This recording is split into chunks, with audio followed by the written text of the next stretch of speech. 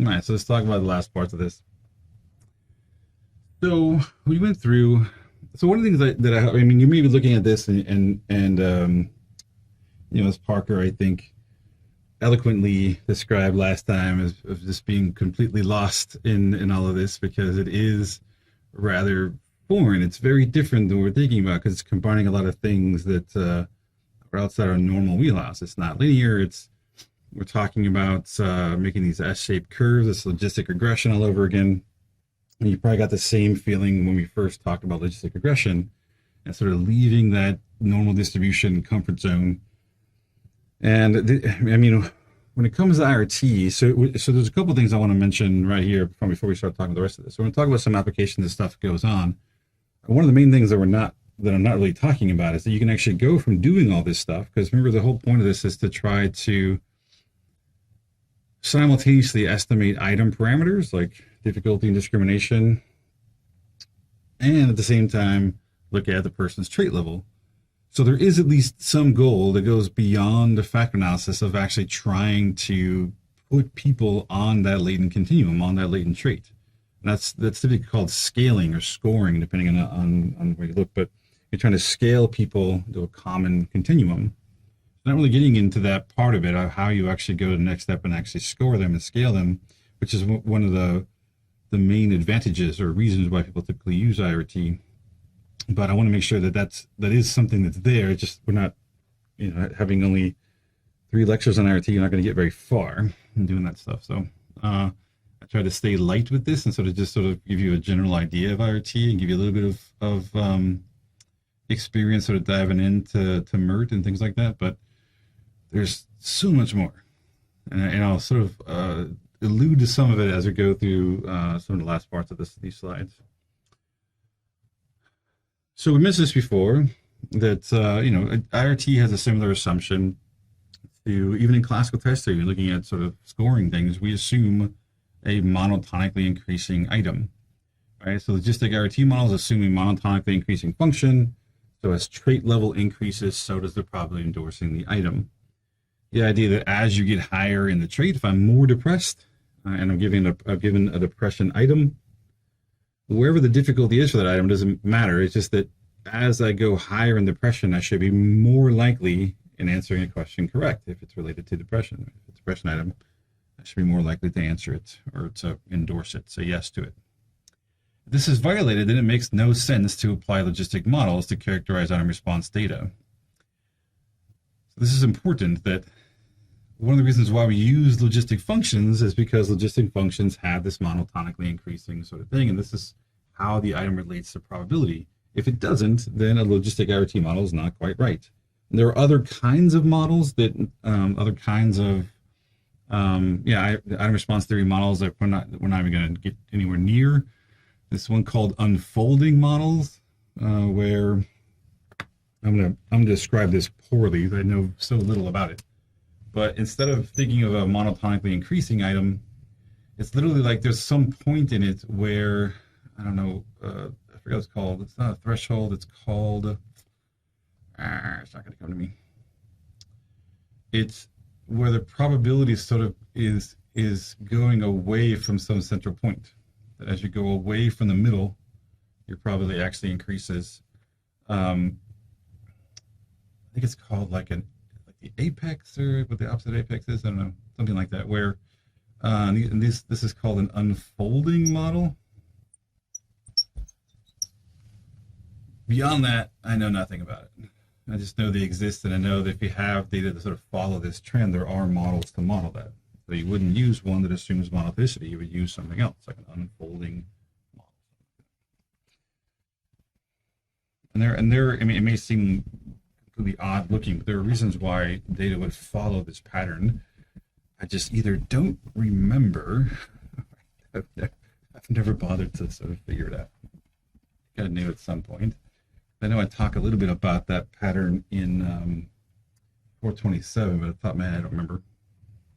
Anyway, so there are other kinds of models. If it doesn't fit this, you don't have to force it. There are other kinds of things to model the probabilities. We assume that now I mentioned this before, and I am saying it here too. The multidimensional IRT models exist. And it seems like a relatively new thing, but for the most part, IRT models are ran unidimensionally. So it's assuming there's just one theta, right? So we're trying to measure people on a single trait. So if you have a scale that has subscales and you want to score those subscales, you need to separate them out and run an IRT model on each subscale as its own unidimensional model, and then IRT will work just fine, okay? So the problem is if you have subscales and you try to run a unidimensional model that includes all the subscales, you may have some other issues violating things like local dependence and stuff that we talked about before, but I'll mention here again too. So multidimensional RT seems to be becoming more and more available, more common. MERT, the M in MERT, I believe, is multidimensional IRT. Sometimes it's hard to know because sometimes M stands for multi-group. Like the Flex M IRT the M stands for multi-group, where the M, I think, in MERT stands for multidimensional. So, but as we saw, we tried to run like an exploratory IRT with more than one factor, and everything went nuts. Like it wouldn't converge.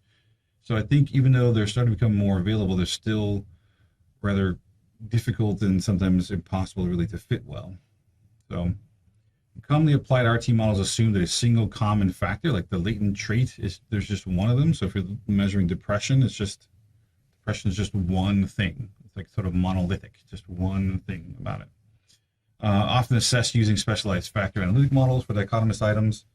So for this point, you actually could, try to use things like even like Levon. You can actually test a unidimensional model for fit using dichotomous items, but just specifying that the items are categorical. It'll then do a tetrachoric correlation correction, and you can actually test to see if a one-factor model fits well. And even MERT seems to do this as a one-factor model. If you ask for one factor, it'll then come back to you and tell you how well that fits. So I think you can actually do this in a number of different ways. So I say specialized. That was because that language I think was left over from when there was bilog and multilog, test fact, all these different programs, and test fact was one of the SSI programs that allowed you to do like exploratory and I think confirmatory factor analysis using dichotomous and polytomous items. So that's why it's specialized. But now, it's done fairly easily in R with a few different packages. Even Psych will do a factor analysis on tetrachoric, like corrected correlations and give you a fairly decent answer to that. Just like with factor analysis, we're assuming local independence. So once the trait has been identified as sort of predicting items, we're assuming that then the items then have no other relationship to one another. And like I said, with factor analysis, like a confirmatory factor model, it's fairly easy to put in like a correlated error or something, as long as they're few and they sort of make sense. They're easy to put in to address the local independence. It's not so easy in IRT. With IRT, there isn't a way to sort of specify that, at least not that I know of. So this idea of local independence and unidimensionality are related, obviously. If you have one dimension, and that dimension is supposed to explain all of the variability in the items, outside of, say, the random or unique variance, but those unique variances are not supposed to then relate to each other outside of the trait. So if you have a 20-item scale, all measuring depression as yes/no items, once you sort of account for depression, the items should not relate to each other. But oftentimes you get little things like question content. Sometimes the stems of questions may have similar things in them, maybe asking about a similar thing. And sometimes you'll get some local dependencies that can even just be random. They may make your model not fit as well when you're trying to run a unidimensional model and test an IRT model. So it happens. As long as it doesn't happen too much, it's not a big deal, but it can hurt your fit and other things. It's sort of harder to just add those into an IRT model because it's just not as easy to sort of specify those things. Local dependence does, when they exist and you don't address it, it distorts item parameter estimates. Like it can cause item slows to be larger than they should be. Right? So like the discriminations may be affected by having those there. It causes scales to look more precise than they really are. The reason for that is because if you have items that are highly correlated, like they're really redundant, they may then share variance outside of that and start to artificially sort of drive the information or the sort of reliability of the scale like artificially, and it'll make it look like the item's more reliable or the scale's more reliable when really it's just you got a bunch of redundant items in there. When local dependence exists, a large correlation between two or more items can essentially define or dominate the latent trait, thus causing the scale to lack construct validity. So when you have when you have something that's they're called doublets, when you have a doublet of items where there's just a massive correlation between two items, it stops being about the whole trait. And instead of being like a trait that predicts all the items, what you get is a trait that's defined essentially by those two very largely correlated items, and the rest of it is how much all the other items relate to that one or two items. So it starts to sort of change the meaning of the underlying construct, and your construct validity may then be limited or maybe diluted. Once local dependence is identified, the next step is to address it. So in factor analysis, we could address this stuff by simply, just putting in a correlated error or something to address the fact that it's there. And IRT, again, we can't do that. So there's ways of sort of doing it. One is by forming testlets. This is 1987. Been around for a long time, but the idea is that you simply combine locally dependent items. So if you have two dichotomous items, you simply sort of add them together, and it becomes a like ordered polytomous from 0 to 2. And you use those two items combined. Since they're so highly related, they're essentially one item anyway. Just combine them into one item and use them that way. That's one way to sort of address that. The other one is if two items are highly related to one another, just delete one of them. You don't need to have both of them in there if they're redundant and just giving you the same information anyway. Delete one of them and continue on as normal. And by the way, you don't normally hear people use the term local dependence and stuff when referring to factor analysis as often. This is me sort of trying to treat everything as sort of under one big umbrella, when oftentimes IRT is treated as very separate from other latent variable models. So this idea of local dependence is true of factor models. They just say, oh, you shouldn't have any correlated errors. Right? That's usually the way it's phrased. Or you should have 0 correlated errors, or you should have a minimum number of correlated errors. That's the same assumption as you shouldn't have any local dependencies. Just language out of two different fields that oftentimes isn't interchanged, but it's the same idea. Once we're looking at latent traits or latent variables, we're assuming that latent trait or latent variable is explaining all the relationships between the items or amongst the items. And if not, then a local dependency exists, and that's a problem. It's a problem, especially depending on what's causing the local dependence. If you have a few items that are locally dependent, it may be that you actually have a factor that's not being assessed, and you're missing out on some measurement aspect of the model, and that's why there's a lot of leftovers. If it's just a couple of items that share a little bit of variance, it could be just random. It's not that big a deal, and oftentimes when you replicate to another sample, you'll see that sometimes the correlated errors will change. They won't even be the same ones. And one thing, I don't know if I mentioned too, that local dependency can be caused by something really silly, which is if you just have items that are consecutive, one item is one after another, that can actually drive up local dependence simply because the way I answer to the first question may affect how I answer the next one. So sometimes just being in close proximity can cause local dependence. So local dependencies aren't the end of the world, but it does mean that there's likely it takes some steps to sort of address it. Factor analysis is rather easy.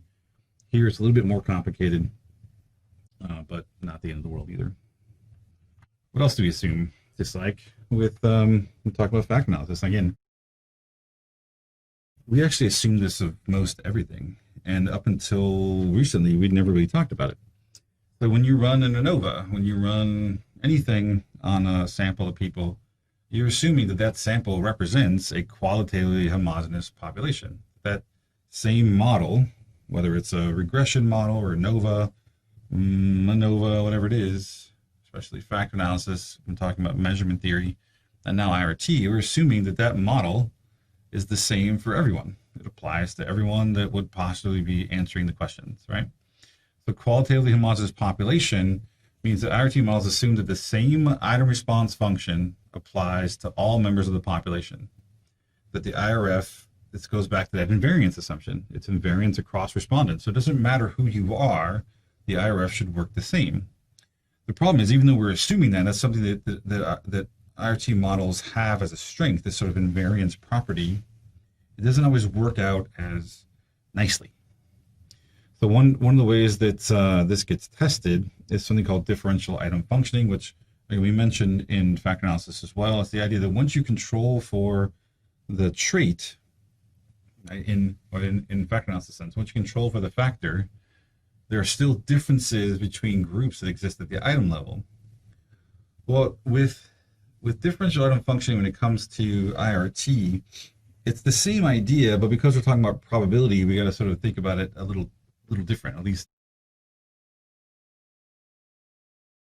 make it work when it comes to probability. It's the idea that if I have two groups with the same IRF, the same item response function, when you actually look at them, it shouldn't matter what group you're in, your ability level should match to the same probability, right? So if you're looking at gender groups, right, you got Matt and Lauren are responding to a questionnaire. If they're both at the same level, they're both at the same trait level, they should have equal probability of answering the question correctly. Make sense? So you would expect that if everyone who is, this is a, here's the theta trait, the theta trait level, 3, negative 3 down here, 0. If there's an IRF where it's somewhere up here, this is the, so the location is somewhere, I don't know, here someplace, right? So, okay, so if someone is at a specific trait level, I'm going to change colors. If someone's at a specific trait level, this is your trait, right? You have some, measure, you're being predicted to have a certain probability of answering the item correct, right? That's what it should be. This is your ability level. So for this particular question, this is where you should, it's the probability you're going to answer the question correctly. What happens with diff is that, think about the blue line, okay? If I have, not to be totally sexist, but let's use blue and pink. I apologize ahead of time, but it just makes sense right now. So let's say if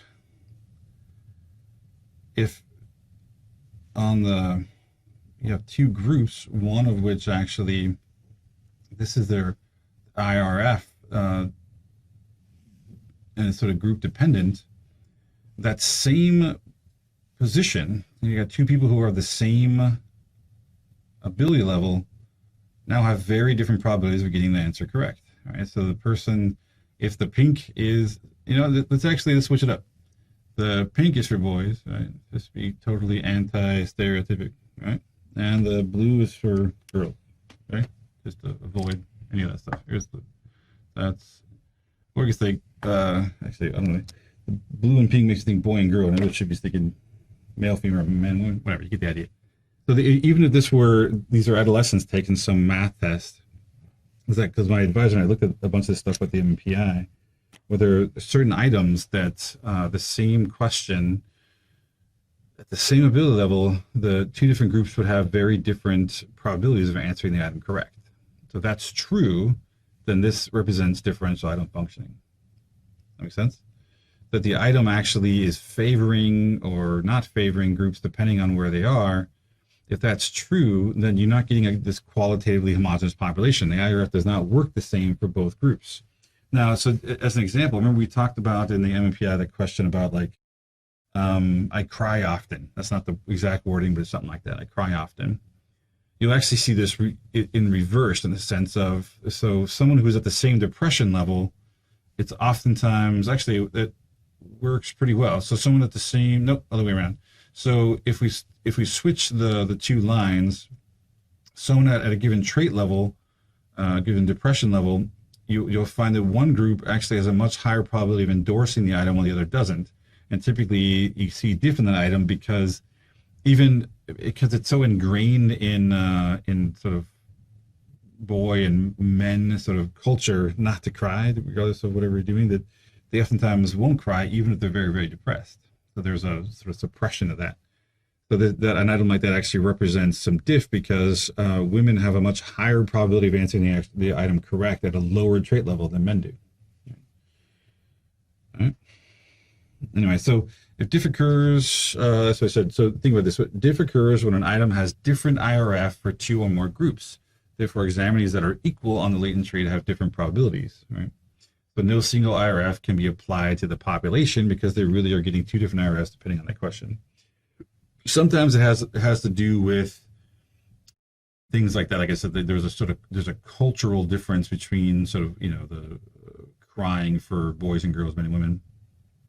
Sometimes it's because the question gets interpreted differently by the respondent. So they different groups sort of see the question meaning different things. Sometimes it could be that one group doesn't understand the question well. I don't mean that from a an educational or intelligence perspective, but it could be something like if one thing that gets looked at a lot is differences between language groups. So if everyone's taking a math test in English, what you might find is that the English second language folks may actually do poor on the test, not because their math ability is low. Like they could have high math ability, but the chance of getting an item correct actually is much lower simply because they didn't fully understand the question. Because of things like word problems and stuff like that, where you actually have to interpret and read in English. So English, or I should say language skill, has a lot to do with math ability. Anyway, you get the idea. All right, so applications, things we can do with IRT beyond just sort of, you can do lots with binary logistic regression or binary logistic IRT, but let's talk about some other things. What else can we do? So one obvious sort of extension is to go beyond just two choices to ordered polytomous items.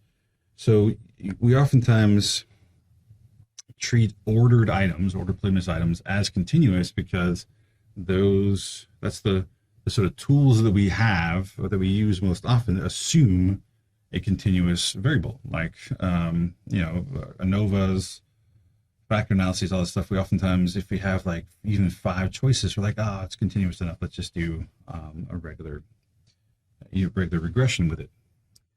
The issue with that is that if you're computing correlations on items that are supposed to be continuous but aren't, all that does is make the correlation smaller. You get truncated correlations because you have less information in the item to relate to other items. So if that's true, it seems like we're sort of doing ourselves a disservice by forcing, this goes for anything with ANOVA, with anything else, that we're, by reducing the ability for things to vary, we're actually making it harder to find differences, harder to find relationships. So one of the big things is if you have ordered items, you shouldn't be doing, if you're going to do a factor analysis, you should at least correct for it, polycore correlations, things like that. But more realistically, you should be using a analytic approach, a model that actually assumes the right kind of data. Use the method that matches the data you have, as opposed to forcing your data into some method that you're comfortable with. All right. So IRT models exist for data that are not dichotomously scored. And this is ordered polytomous, but you can even have IRT models for data that's not even ordered, just nominal, different categories. Can you predict which category someone belongs to? So there are different kinds of IRT models, but the ordered polytomous one maps nicely onto the dichotomous one. It's just an extension.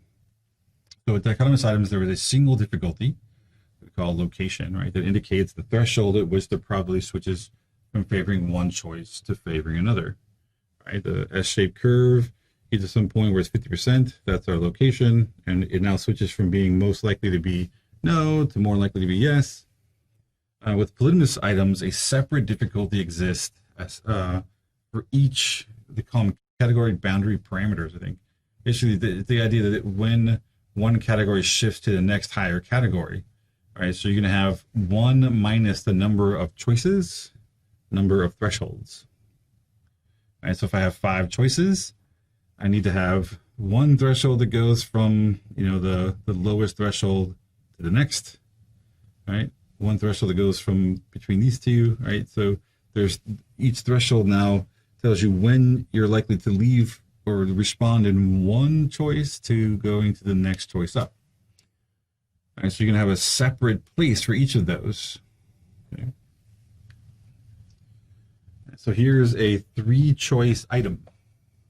Ordered polytomous, like 0, 1, 2, or 1, 2, 3. All right, so you start off, if you're really low on the trait, you're very likely to respond in the lowest category. Okay, so this would be like choice 1.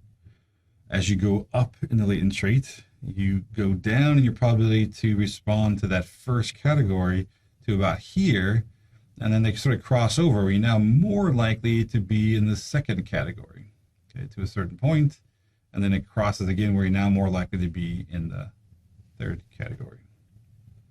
Each one of these represents sort of a category threshold. It's like, and this is like replacing difficulty, because now you get to think of difficulty a little differently. The difficulty for going from one item to the next versus one item to the next, or one choice to the next.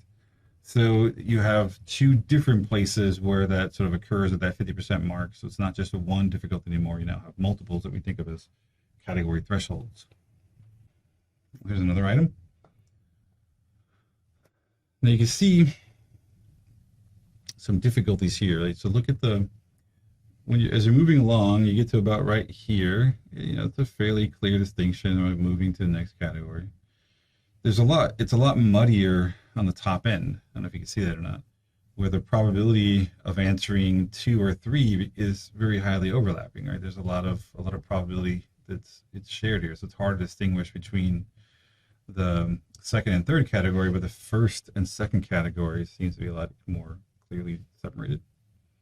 Here it gets even sort of muddier. The best thing that I know for this is a 4-category item. So 1, 2, 3, 4. The best thing I can do with an item like this is to tell if you're going to be at the lowest or the highest. But in the middle, it gets awfully messy, because look, the middle, these 2 middle categories don't even, this one barely makes it to 0.5 here, right? So the probability gets worse for the first category to a certain degree, like to wherever it is. And then at some point it sort of starts to cross over the fourth choice, the middle 2 being sort of muddier. It's not very clearly distinguished between all 4 categories. This one's a bit better. I mean, look at how like monstrous the first choice is, right? Like there's you have to go almost to getting close to the middle, like just -1, before you even leave that category. So this is probably a super skewed item where people are very likely to all sort of pile up on the first choice. Then there's some movement away, some crossover where you do have some probability of answering 2, some probability of answering 3, and then a big chunk of it sort of gets taken up by the fourth choice here. You can sort of see, here's my one S-shaped curve going here. That's just for the last category. The first category has sort of a reverse shaped curve, and then the middle categories have what looks like sort of almost normal distribution sort of curves going on to sort of separate out the probabilities as you sort of cross the latent trait. There are different kinds of ordered polytomous. There's the graded response model, and there's things like with without partial credit. There's all these different kinds of models that have different restrictions. So if you start to sort of wade your way into ordered polytomous items, be careful and sort of start simply looking at these models before sort of getting to super crazy restricted models in IRT. Because we assume this homogeneous population, we could sometimes use differential item functioning as an application, use it to actually test research hypotheses and goals and things. So how can like age groups, genders, cultures, ethnic groups, socioeconomic backgrounds be meaningfully compared so we can actually create IRT models and actually and then control for the latent traits and look at how these groups actually differ while it's being controlled. And the reason that's important is because if you don't take that stuff into account, there's oftentimes a lot of noise and other stuff going on that could be making the groups different and not for the reason that you think, not for the reason that you're trying to measure. So sometimes getting rid of all that noise and honing in on the trait you're looking for, that you're looking to measure, and then testing the groups using diff or something like that, some kind of invariance testing, can actually be a cleaner way to see if these groups are actually different on the thing you're trying to measure. This can be a research goal, as opposed to just sort of assuming that this is the case, that we're not going to have any diff. You may actually expect there to be diff and then want to test that as a research hypothesis. You can test equivalency of test items translated to multiple languages. That's a big one. Again, I mentioned it before that sometimes when you translate things, so this is a different problem. Sometimes when you translate questions, the meaning or the connotation of the items can actually change somewhat. That actually may change the way that someone responds to it, which usually when you translate from one language to another, you're supposed to use translation and then back translation. I don't know if you ever tried to do that, but it's sort of a fun thing. Take a phrase in English, go like to Google Translate, translate it to another language, and then copy that, put it back into translate it back into English. And what you get is never what you started with. It always sort of changes the connotation, the meaning, something will change, sometimes to rather hilarious outcomes. Like sometimes they're just so ridiculous that it doesn't, and there's lots of, I haven't done it in a long time. I used to teach a cultural psych class a long time ago, and one of the things we talked about is times when certain products that were made in one country didn't do very well in other countries. The one that always cracks me up is one of the big cars, I think it's one of the reasons why you don't see a whole lot of it anymore, was the Chevy Nova. So, yeah. So Chevy Nova was, in the United States, a pretty big hit, but in places like Mexico, the Spanish-speaking countries, they didn't like it so much. Why wouldn't they like it so much? Yeah, it's a Chevy Nova, right? That's not what you want in a car, right? So they oftentimes would, it wasn't super successful. There's other times when there was a, I don't remember exactly what the phrase was, but I remember the company had a slogan. It was supposed to be for their first class. It was an airline, and their slogan was "Fly in leather," because they had these like posh leather seats, right? Fly in leather. This is probably in the 80s or something. And when it got translated to another language, in that language, the translation was "fly naked."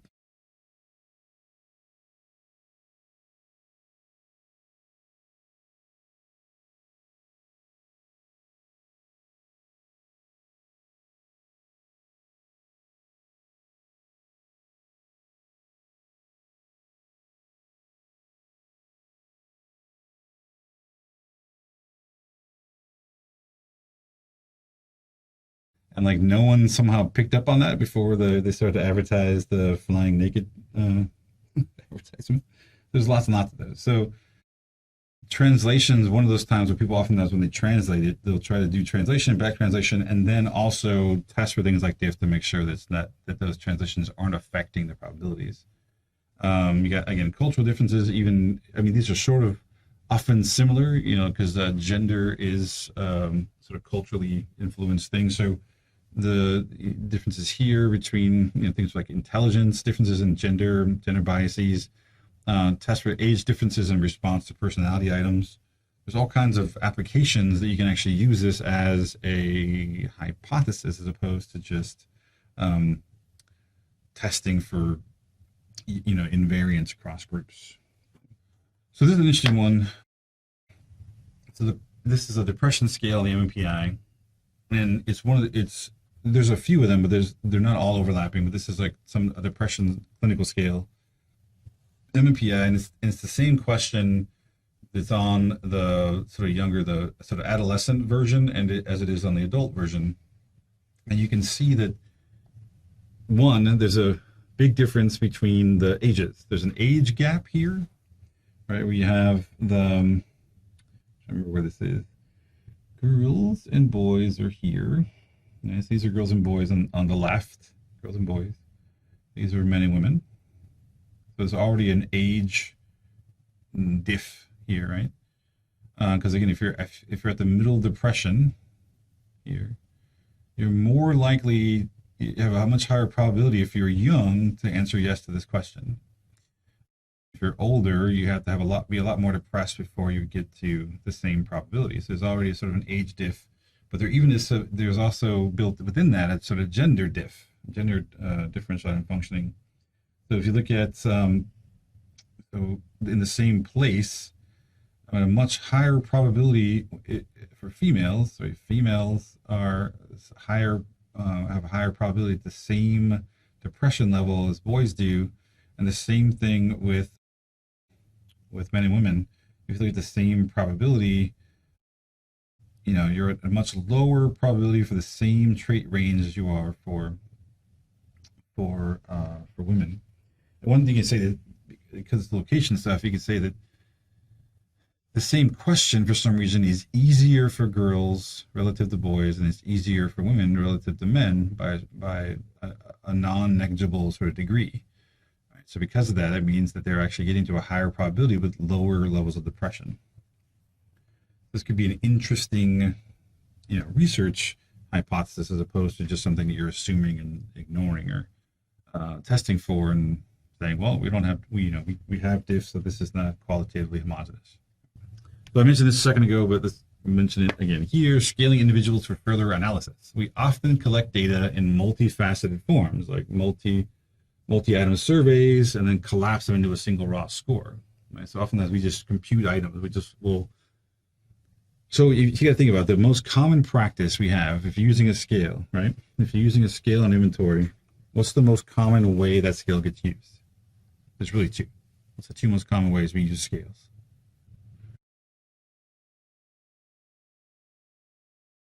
No, like if I want to analyze it, if I want to take and analyze depression based on the back depression inventory, or like you guys are working on like pluralistic orientation, or you have a bunch of items measuring pluralistic orientation, but how would we go about analyzing those questions typically? What would you do with those?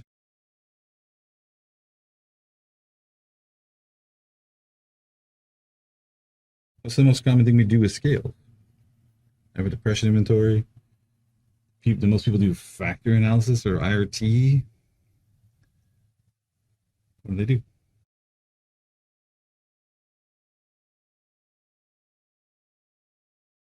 So to do an ANOVA or a t-test, what would I need to do the scale first?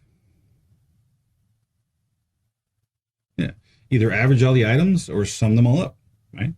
And most scales, the back depression inventory included and lots of other ones, the instructions are, to answer all the questions, and then they sum up your scores, you get a total score.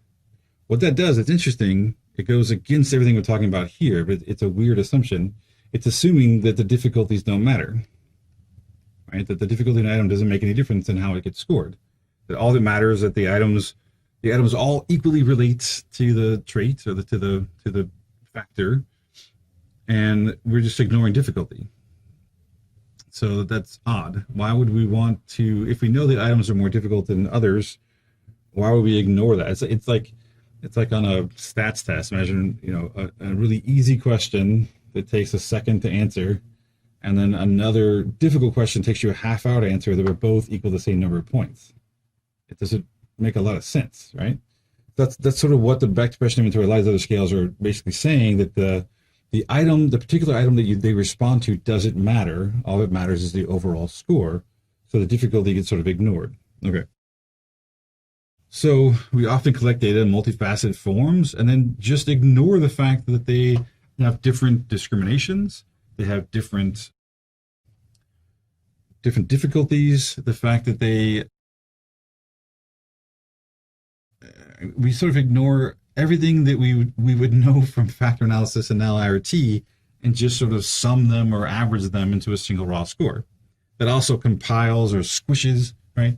All of the, not squish, it was smushes all the error variance into there too. So you're actually compounding the error into those composite scores as well. So lots and lots of problems. Yet this is the most common way that we deal with scales. So we actually just ignore all that and sum them up. I should say most of the time people are doing it. They're not. You can't really ignore it if you don't know that it's there. So I think most people don't know that there's issues just adding things up without ignoring difficulty, ignoring discrimination. So they don't know any better, and they're just doing it anyway. At most, they'll probably run a Chromebox alpha to show that they're, which by the way is interesting. So I'm running a Chromebox alpha to show that only 80% of the variability is shared. And then I ignore that and add up all of it. So even that seems counterintuitive. Anyway, IRT-based scores represent an optimal scaling. So often when you talk about optimal scaling, that's what this is actually talking about. It's optimizing the items based on the discrimination. So if they're more discriminating, they should get more weight. They should contribute more to the score. And also, if they're more difficult, they should tell you more about the person's trait than something that's more, or where the person is on the trait relative to something that's easier. That's what they talk about. If you ever heard the term optimal scaling, it's often related to something like IRT. Its most sophisticated analyses require at least interval level measurement. So if I really want to add stuff together and find a scale that's at interval level, doing an IRT, an item response theory model, and then scaling everyone, scoring everyone on that thing, like on depression, will give you at interval level measure of, that are, and you can use as raw scores to then do further analyses. You can actually run the IRT model, have it score everybody, and then do ANOVAs, do whatever you want with it, do t-tests, okay? Using scaled scores as opposed to raw scores has been shown to reduce spurious results. I mean, we saw this with, even with factor analysis that, or at least I've mentioned it with factor analysis, that there have been times when I've seen it go both ways. Well, if you use the composites, just adding everything up, sometimes you have an effect. And then when you do it as a latent variable model, the effect goes away because the effect was really driven by all the noise. And I've also seen the other way around where the scales are noisy enough that when you use the composites, there's no relationship. But when you do a factor model or something like that, then it cleans everything up and you get a nice clean relationship that wasn't there before. So I've seen both those things happen. The same thing happens with IRT.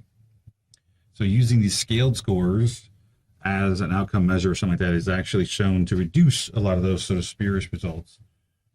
This is one of the things, the big thing, and I just revisited this. I sort of have forgotten for a little while about IRT because no one else here really does IRT, so I get on to helping people with all kinds of other stuff. So I focus mainly on, structure equation modeling stuff and a lot of ANOVAs, MANOVAs stuff, helping people do research projects and things.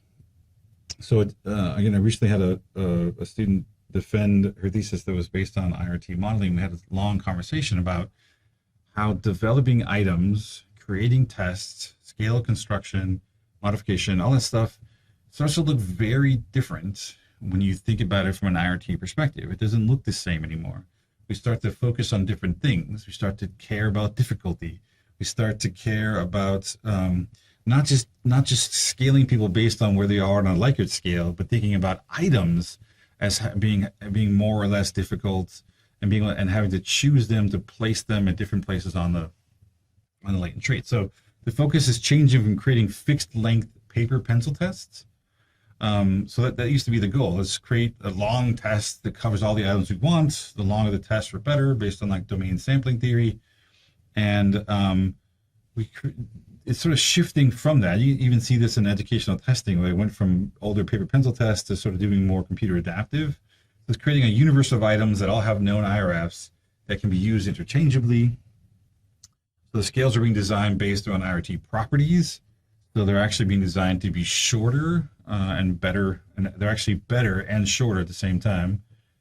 Pre-existing scales that were developed using CTT are often being revamped, changed, improved based on using IRT. So the use of IRT is starting to impact the way that scales are being constructed and revamped and modified.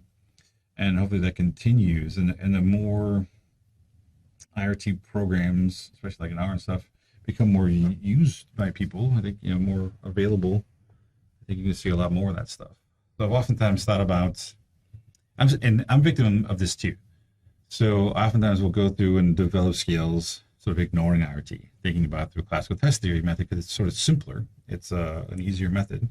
We developed this sort of CRT and education scale, and we're testing it. And it's all based on classical test theory. If I were to do it again based on IRT, the questions would have been developed and designed a lot different. So now I'm at this point where, okay, so we have the scale. Looks like it works okay.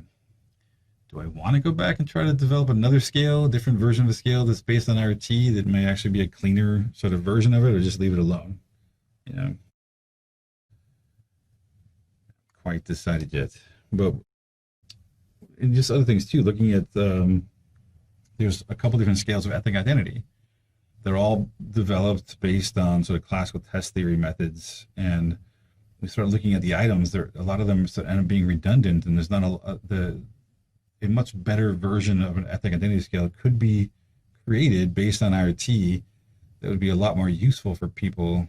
So again, it's about, do I want to even start to go down that road? That means developing a huge set of questions, getting a bunch of people to respond to them, to then whittle it down to fewer questions that actually work really well. It's just a long process. Right? It's not like a one-off thing. It ends up being like a multi-year sort of thing to sort of develop, change, modify, retest, all kinds of stuff. So I don't know if I got that kind of time right now to do something like that, but I'm sort of slightly motivated to do it because of the issues with things like ethnic identity measurement stuff. Mainly that there's a lot of diff in it, and they're also not very sophisticated in the way that they test for ethnic identity. Like the MIME, MEIM, there's another one called the ethnic identity scale. They're both designed to be used with any group, so any measuring any ethnic identity across any group, and there's just issues that no one's really addressed, at least not to everyone's liking. Of course, there's CAT, computer adaptive testing. This is probably one of the coolest and maybe cruelest things that have come out of IRT, instead of being able to do computer adaptive testing, but it's actually pretty cool. And one of the things that actually that sort of always sort of bugs me about it is that, like places like ETS, they had to keep the computer adaptive versions of like the GRE or whatever about the same length as the paper pencil ones to be sort of fair. But you start to realize that most of the computer adaptive tests that you're taking, probably the last half of it, is mostly useless. You're taking a bunch of questions for really no reason, except just to make it so it's the same length as the paper pencil version. Because computer adaptive testing is just that, it's adaptive. So it's adapting to you. And it can tell you your scale, where you are on theta, really quickly with not a whole lot of questions. Now, what that number of questions is, I don't know. I don't know how many questions it takes to, how many licks to get to the center of the Tootsie Pop? I don't know. But it does take, some, but you're probably there long before you get to the end of that test. So it's an extension of previous slide. Once a universe test bank of items is known, we have known IRFs. By the way, this is also the messed up part. Every time you go to take the GRE or SAT or MCATs or whatever it is that you're doing computer adaptive, there's always a test section, and they don't tell you which one it is. So what are the sections? Are like what? Quant, verbal, and writing. I think those are the three sections. GRE. So you oftentimes will get 4 sections. So you get 2 of one of them, and you don't know which one of those 2 is the real versus a fake one. And it's not necessarily fake. What they're doing is they're bringing in new items, getting you to respond to them, so they can establish the item's IRFs, the item response functions. They can figure out the difficulty and discrimination, so that in another set of test takers, they can then use that item knowing how that item functions. But they have to get someone to respond to it first, so they can figure out the discrimination and difficulty, and then they give it to somebody once they know what that is, and that way they can calculate your score based on having different items and put you still in the same trait range, the same scale as everyone else who's taking the GRE. That makes sense? That part sucks too, but it's like a brilliant thing. You pay them to take the test, and then they use you as guinea pigs to make new questions for other people and not have to pay for it. Like they don't have to pay for participants. They get you to do it and pay for it at the same time. Brilliant. An item is given to the participant, usually easy to moderate difficulty, and their answer allows their trait score to be estimated so that the next item is chosen to target the trait level. After the second item is answered, the trait score is re-estimated. What the hell is this saying?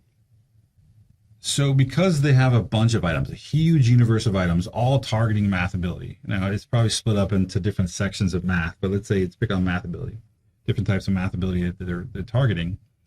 What they can do is they can pick an item that is, let's say in this case, this is sort of like very difficult to very easy. So for item number 1, they're gonna give you an item that is right in the middle. Make sense? And if you get that, let's say you get that correct, your next question is going to be a little harder. There's question number 2. Let's say you get that one correct. Actually, at the very beginning, I should mention, the questions typically will adjust a lot faster. All right, so let's say, here, item 2, likely then you're going to get, a much more difficult question. Let's say you get that one correct. Well, 3 is going to get even more difficult. Let's say you get that one incorrect. It then will adjust down a little bit. 4. Let's say you get that one correct. It'll then go up a little bit again. Make sense? And the idea is that it's going to keep shifting around with harder or easier questions until it gets your theta. It figures out your theta by sort of honing in on where you are on the trait range. By giving you, depending on whether or not you answer an item correct or incorrect, it starts to shift the questions around. Does this make sense? This idea that the reason why it's called computer adaptive is it is adapting to you as you answer. So oftentimes places like Kaplan and Princeton, those training courses, will recommend that you spend more time on the first half of the test than you do in the second half. Because in the first half, it's making huge adjustments. As you get down to, say, the 50th question versus the 51st question, right, it's starting to make tiny little adjustments to your score. Not to put a lot of pressure on your first question, but get you started on sort of which side of things you're going to start off on. All right, so computer adaptive tests are at least twice as efficient as their paper and pencil counterparts with no loss of precision. What does that mean? When you get to twice, meaning that you can actually get to the same level of precision on an estimate of some trait with a test that's half as long. So that's one reason, people that have sort of long, something that takes a long test to sort of measure, math ability, reading, verbal ability, they start to move towards computer adaptive tests. Initially, I think so that they can actually make them shorter, but there are other issues why they end up keeping the same length. So I remember this is from a little while ago. This is something that I remember my advisor had worked on. It's something interesting. I thought that the adaptive form of the headache impact survey outperformed the paper and pencil counterpart in reducing patient burden, right? Because there were less questions and answers. Maybe you're someone who's suffering from migraine headache. You want to sit there and take a long survey. So shorter surveys. It was better at tracking change across the treatments, and it had more validity to it. This is the adaptive form where the paper and pencil version performed worse. So that's pretty interesting. Computer adaptive stuff has lots of benefits, and it's only because of IRT and having items with known item response functions, they were able to do all that stuff. It actually works. And of course, since the tests are computer adaptive, not everyone's getting the same questions. So in the end, you're getting different questions, but you actually need to be able to do test equating. This goes for multiple things. You can actually if you, even with paper pencil tests, you can have multiple versions of a test. Like, let's say you have the back depression inventory and you have the CESD. If the back depression inventory and CESD have known IRFs for the functions and stuff, you can actually then take and convert one of them over to the other and put everyone on the same scale. This is test equating. Right, so participants that have taken different tests measuring the same construct, who both have items with known IRFs, can be placed on the same scale and compared or scored equivalently. That's pretty cool, because lots of times, like right now I'm working on a project with the Children's Hospital LA, and it's a bunch of different like youth interventions looking at reducing teen pregnancies and risks for young kids. And they're done in different states. The interventions are different. The measures they use are all different. And they're trying to put them all into one large group to compare them as a way of looking at sort of best practices. Well, there has to be some way to figure out a way to equate across groups. Now, not all of them will be able to use IRT with to do that, but if it's possible, then IRT will actually make it easier to sort of put them on the same scale and make them so that they're comparable, even though they took different tests. You can equate across grades on math ability. So if you want to be able to put someone on the same math ability scale, even though they're from different grades, you can actually equate. You can convert one to another. Equating across years for placement or admissions tests. All these things you can actually start to equate across different things, even though it's different people that took it, different numbers of different questions that were used for the placement. As long as the functions are known, you can actually convert one to the other.